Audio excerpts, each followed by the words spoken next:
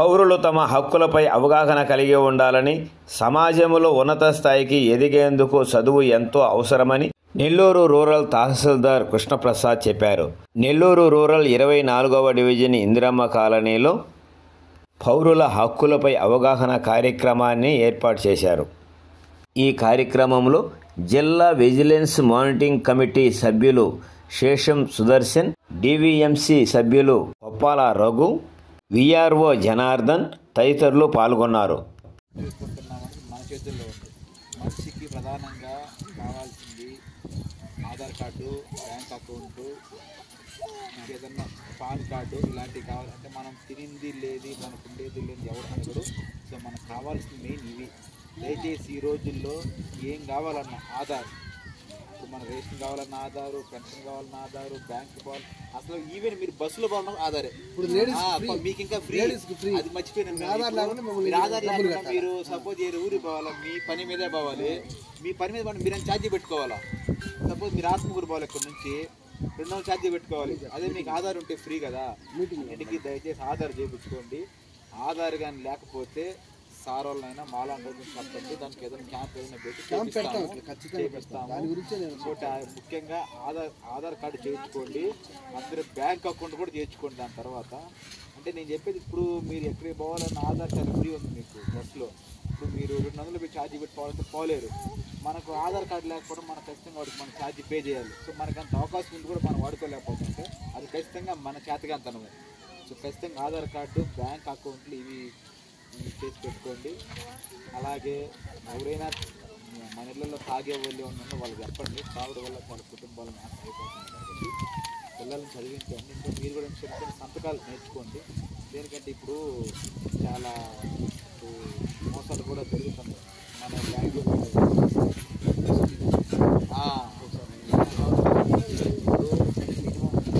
మనకు కొంచెం నాలెడ్జ్ అవసరం కాదు. సంతకాలు మీరు నేర్చుకోండి. ఎవరైనా ఎక్కడ సంతకం పెట్టమంటే పెట్టబాకండి. అది మెయిన్ మీకు చెప్తున్నానమ్మా. ఎక్కడ కూడా ఎవరైనా వచ్చి మీకు అది ఇస్తాము, మీకు ఇస్తామని చెప్తారు. సో వాళ్ళే చెప్పి పెట్టామని చెప్పి మొన్న తోటపల్లి గూడూరు ఆ సైడు ఒక ఏడాది అతని మీద 30 లక్షలు లోన్ తీసుకొని వేరేవో తినేశారు. కానీ బ్యాంక్ వాళ్ళు ఏమో ఇతనికి ఫోన్ చేస్తారు, అయ్యా నువ్వు ఆ బ్యాంకులో అప్పుకున్నావు, డబ్బులు కట్టుకున్నావు. ఇతనికి ఏం తెలుసు? ఆయన చేసిన పని ఏంది? ఆయన ఆధారు, ఆయన బ్యాంక్ అకౌంట్ వేరే వాళ్ళు ఇచ్చి వాళ్ళు సంతకం పెట్టమంటే పెట్టడం. మనకు ఏ వద్దమ్మా. Aadhaar, pan card, bank account కొంచెం నాలెడ్జ్ ఉంటే చాలు. మనము ఏ సంపాదించ ఆయనలాగా మన 30 లక్షలు ఆయన ఏం చేశాడు అసలు? ఆయన అవి కట్టాలి. ఇప్పుడు ఆయన పోలీస్ స్టేషన్ చుట్టూ తిరిగి అంతా వద్దు. సో దయచేసి ఈ యొక్క చిన్న చిన్న మీ యొక్క ప్రాథమిక అవసరాలకి మీరు కొంచెం ఇంట్రెస్ట్ చూపించాలా. అందుకని సార్ వాళ్ళు వచ్చారు పోయారంటే కుదరదు. మీరు ఎంతమంది ఆధార్ లేదో చెప్పండి. సచివాలయం వాళ్ళకని చెప్పండి. సార్ ఏదో ఒక ట్రై చేసి చేపిస్తారు. చాలా సంతోషం. పేరు తప్పున్నా చేయనండి ఆధార్ కార్డు. అంతే అంతే. అది హాస్పిటల్లో తప్పు కదా. ఆధార్ కార్డులో కూడా మన పేరు కరెక్ట్గా ఉండాలి. అమ్మా మీరు హాస్పిటల్ ఇచ్చేదే కదా. ఒకటే కాదు, మన నెల్లూరు జిల్లాలో 35 గ్రామాలు ఉన్నాయి సార్. మంచాలపల్లి ఎలా ఉంటుంది? ఊరు బాగుంటుంది, వాళ్ళంతా బేస్ చేసుకుంటారు సార్. ఆ తర్వాత జంగాలపల్లి ఆఫీసర్ అవసరం మన మునగళ్ళు వాళ్ళు ఊరు వాళ్ళు వేరు సార్. వాళ్ళు జంగం దేవరు మా క్యాస్ట్ పెట్టుకొని రిజర్వేషన్ వచ్చింది మమ్మల్ని నాశనం చెప్పారు సార్. వాళ్ళంతా కోవిడ్ పల్లెలు అయితే దగ్గర పెడదాం. రిజర్వేషన్లు ఎవరు అనుభవిస్తున్నారా? ఎస్సీ కోట కింద, ఎస్టీ కోట కింద డేటా వచ్చేది.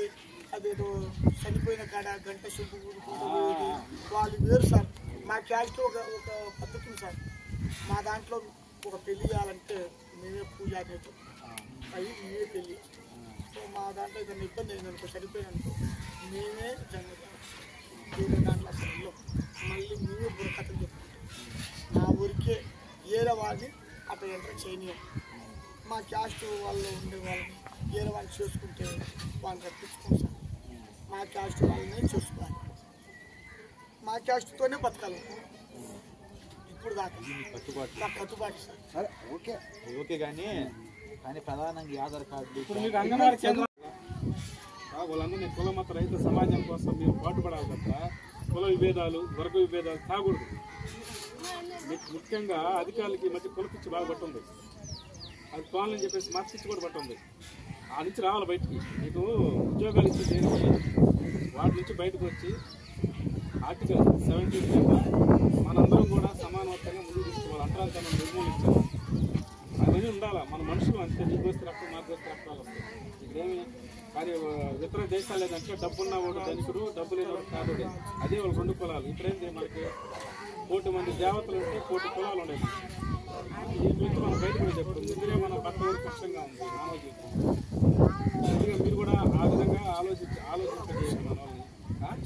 తర్వాత సమస్యలు చాలా ఇంపార్టెంట్. మీరు హెల్త్ డిపార్ట్మెంట్ చూస్తున్నారు. మీరు అసలు మనకి సీజనల్ వ్యాధులు వచ్చేటట్టున్నాయి. దాని మీద మీరు ఎలాగా ఏ విధమైన చర్య తీసుకుంటున్నారు, ప్రజలు ఏ అవేర్నెస్ తీసుకొస్తున్నారు, వాటి ఏ మెడిసిన్స్ ఇస్తున్నారు వ్యాధిని బట్టి. ఇప్పుడు ఆశా వర్కర్లు ఉన్నారు కదా, తిరుగుతున్నారమ్మా మీరు? ఎన్ని మొత్తం మీకు ఇక్కడ ఎన్ని హౌస్ ఉన్నాయి ఇక్కడ? మీ ఏనమ్మా ఏనమ్మా కదా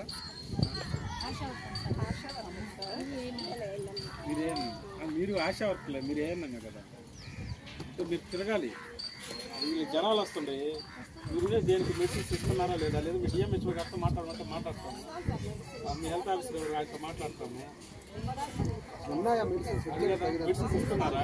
ఏమో మెడిసిన్స్ ఇస్తున్నారు. ఏదైనా జ్వరాలు వస్తుంది ఇంకా ఎప్పుడైనా మీ బీపీ కానీ మీకు జ్వరాలు కానీ ఏమైనా చెక్ చేస్తారా? మరి ఎందుకు ఇంకా వీళ్ళు మీరు ఇళ్లలో కూర్చోండి, ఎందుకు ఇవన్నీ అధికారులు వచ్చినప్పుడు ఎందుకు రావడం? రాబాకండి, మీకు కూడా నోటీసులు ఇస్తుంటాం. దేనికి? కనీసం కొంతమైనా మనం బాధ్యత అనేది ఉండగల. మరి జీతం లేకుండా మేమే పరుగులు తీస్తాను అమ్మా, మాకు జీతాలు ఉండవు, మేమే పరుగులు తీస్తాను. అడుగు మా సార్ని. ఎక్కడికో వెళ్తున్నాం, ఎక్కడ మాల్మూల ప్రాంతాలకు వెళ్తున్నాం, ఎక్కడ ఉదయగిరి, అక్కడ చిత్రాపురం, ఉరుగుంటపాడు, ఎక్కడో గ్రామాలకు వెళ్తున్నాం, అడుగు ప్రాంతాలకు వెళ్తున్నాం. ఎందుకంటే మాకు చేయాలా, వీళ్ళకి ఏంది అసలు ప్రభుత్వం ఉండి కూడా వీళ్ళకి చేదోడు కావాలి లేరే అనేది కొంచెం బాగా ప్రభుత్వం అన్ని ఇస్తుంది. కానీ మీరు ఇంప్లిమెంట్ చేయడం ఏ రోజు కూడా ఇప్పుడు వాళ్ళు చెప్తున్నారు కదా, సమాధానం చెప్పండి. ఏమో మీ ఇళ్ళలో జ్వరాలు వచ్చేప్పుడు ఏమైనా చూస్తున్నారా? కనీసం అక్కడ ఏదైనా కానీ మురికివాడ ఏదైనా ఉన్నా కూడా అక్కడ గ్రామ సెక్రటరీ చెప్పి ఏదైనా అది మన బ్లీచింగ్ పౌడర్ ఏదైనా కొట్టించాలా? యూజ్ చేస్తున్నారు. వ్యాధులు తీవ్ర అది ఏదంటే మీ డిఎంహెచ్ఓ గారు పెద్ద ఆర్టికల్స్ భారతదేశంలో ఆమె సర్వీస్ చేస్తున్నట్టు చూస్తూ ఉంటారు. ఏం చేస్తారు? సీజనల్ వ్యాధులు నివారించాలి, అరికట్టాలని చెప్తుంటున్నారు. ఎక్కడ అరికడుతున్నారు? ఇక్కడ ఈరోజు ఒక్కరికి లేదు. మీరుంటే చెక్ చేసేదానికి కదా. దేనికమ్మా మీరు లేదా? పంచాయత్ సెక్రటరీ వచ్చారు ఇంకా దేనికి? మీరు మామూలుగా సర్వీస్ దేనికి?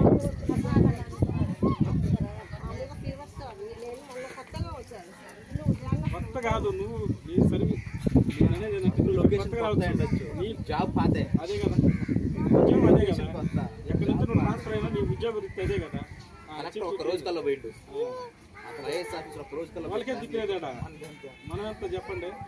వచ్చిన కలెక్టర్ దాన్ని అర్థం చేసుకోవాలా, అక్కడ పరిస్థితుల్ని లొకేషన్ చూడాలా, వీలైతే నువ్వు విజిట్ చేయాలా, మార్పులు తీసుకోరా, వాళ్ళల్లో చైతన్యం తీసుకోరా. మా ఏనమ్మా మాకు చాలు, మేము అక్కడ బాబులేదు హాస్పిటల్ కట్టి ఇక్కడ నేను ఎందుకు పెట్టండి దేనికి? వాళ్ళు కంప్లీట్ వాళ్ళే ఇస్తున్నారు. గ్రామంలో ఏం కాదు, మా జీవితం ఇక్కడ ఏది అక్కడ వాతావరణం వాళ్ళే అంటున్నారు. మరి దాని సమాధానం చెప్పండి ఎంఆర్ఓ గారు. ఈ వర్క్ ఏంటి? ఏమర్సమే మనం చేయలేదా? అలా అంటారు కదా. వస్తున్నారమ్మా కాదు. ఇప్పుడు నేను ఒక విషయం అంటమ్మా, ఇప్పుడు ఈ ఏరియా పరిధిలో మొత్తం అనారోగ్య కారకులు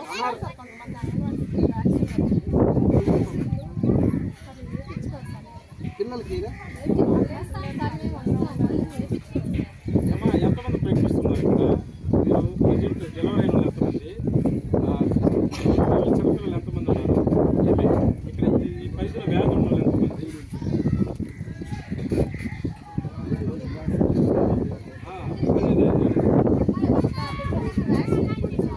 అవి వాళ్ళు వేయించుకోవాలమ్మా. మీరు దేనికి వేయించుకోవాలా? అది మీరు వాళ్ళ బలవంతం పెట్టారు. మీరు ఏ చట్టం మీకు చెప్తుంది వాళ్ళకి కాదు. ఇక్కడ ప్రజలు రారు. విషయం అర్థమైందా?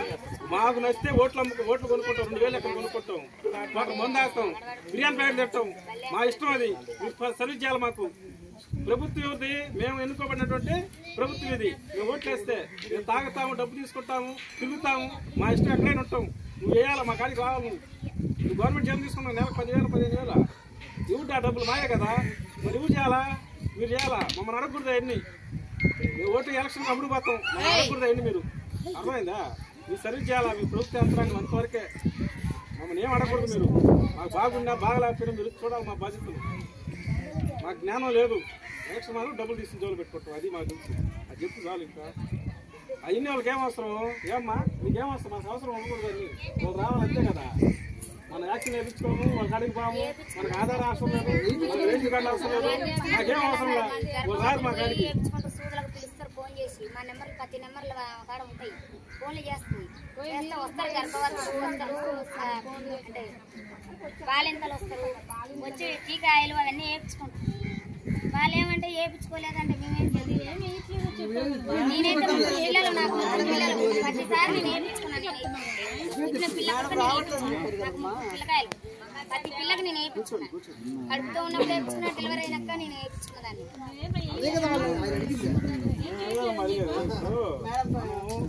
ఒకటేనమ్మా, ప్రజలు వాళ్ళకి అవేర్నెస్ లోపించిన, వాళ్ళు అవినీతి చేసిన మీరు బట్టి నిజాయితీ ఉండాలి. అది విషయం.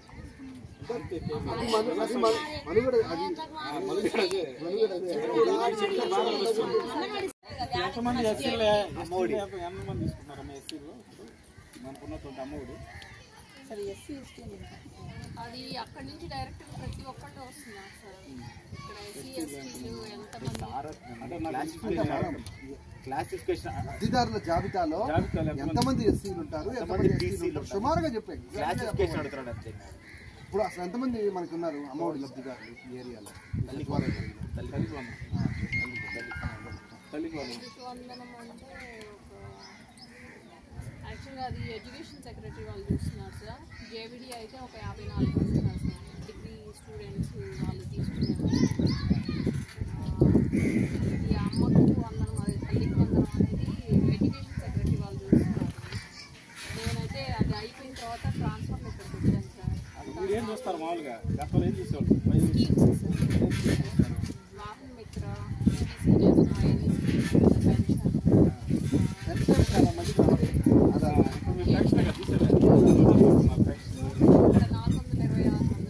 దాంట్లో ఎస్సీలు మైనారిటీ సంబంధించి ఓసీ సంబంధించి ఏ పెన్షన్ ఇస్తున్నారు?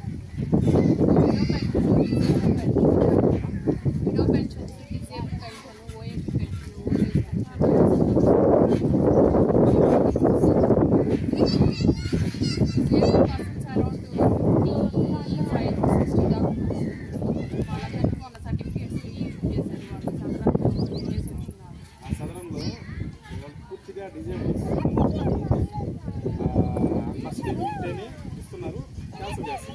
ఎంతమంది జాతీయ ఎంతమంది ఇవ్వబడతారు, ఎంతమంది ఇవ్వబడుతున్నారు? తీసేయబడి వాళ్ళైతే 3 ఉన్నారు సార్. ఒక ఆమె వచ్చేసి క్యాన్సర్, ఒక ఇద్దరిదేమో వచ్చేసి పర్సంటేజ్ తక్కువ వచ్చింది అని చెప్పి చెప్పారు. బట్ కానీ వాళ్ళకి మళ్ళీ ఇష్యూ చేశారు సార్. ఈరోజు నేను ఒకటో తారీఖు ఎప్పటికైతే ఏది క్యాన్సిల్ అవ్వలేదు, కానీ క్యాన్సిల్ చేస్తాము అని వచ్చినాయి అయితే మనకు 3 పెన్షన్సే. అవి కూడా ఏం క్యాన్సిల్ చేయలేదు. వెంటనే ఆ నెక్స్ట్ మంత్ మనం ఇచ్చేసాం పెన్షన్. అంటే గతం డేటా ఉంటుంది వెబ్సైట్లో ఉండేది. డేటా కనెక్ట్ చేస్తున్నారు పాలసీ మ్యాప్ కదా. ఏదన్నా ఫుల్ మార్క్స్ ఇచ్చేయాలి కాబట్టి ఇచ్చాడు అంటే వాడు ఎలిజిబుల్ ఇచ్చాడనే కదా. చాలా ఎక్కువగానే ఉంది సార్. అంటే దొంగతనాలు, చైల్డ్ మ్యారేజ్ ఇప్పుడు మీరు ఎన్ని చైల్డ్ మ్యారేజ్ అరికట్టగలిగారు? నేను 3 అరికట్టగలిగాను సార్. కానీ మన హ్యూమన్ రైట్స్ వాళ్ళు వచ్చారు, మేడం వాళ్ళు వచ్చారు. హ్యూమన్ రైట్స్ అంటే దేనికి సంబంధించిన వాళ్ళు సార్? వాళ్ళు వేరే సొసైటీ నుంచి వచ్చారు సార్. మా దామోదర్ సార్ వచ్చి మాకు క్లియర్ మేడం గారు మేమందరం కలిపి ఆడతాము. ఇంకోటి కూడా ఇన్స్టాగ్రామ్ మాట్లాడాలి. వచ్చేసి bonded labour business committee member. వెట్టి చాకరీ నిర్మూలన చట్టం మనకి కలెక్టర్ గారు ఆనంద్ సార్ కమిటీ పాస్ చేసేది. 20 సంవత్సరాల దాకా ఈ కమిటీ యాక్టివ్ పాస్ చేశారు. అలాంటి కమిటీ ఏర్పాటు చేయడం జరిగింది. ఇక్కడ కార్మికులకు సంబంధించి చైల్డ్కి సంబంధించినటువంటి విషయాలు వీళ్ళు కీలకంగా పనిచేస్తారు.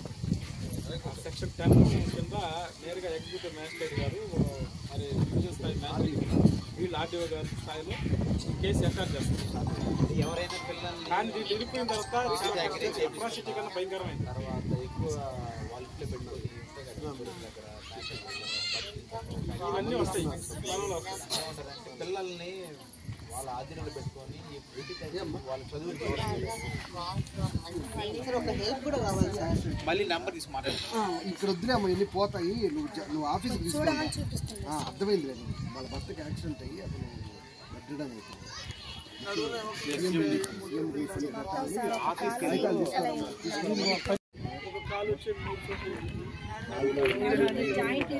మూత్రపిండాలు నరాలు కట్టే అవన్నీ చాలా పని ఉంది. అవన్నీ అసలు నాన్ ఆర్డర్లో పెట్టి అవన్నీ రాయాలా నీట్గా చేపిస్తాం.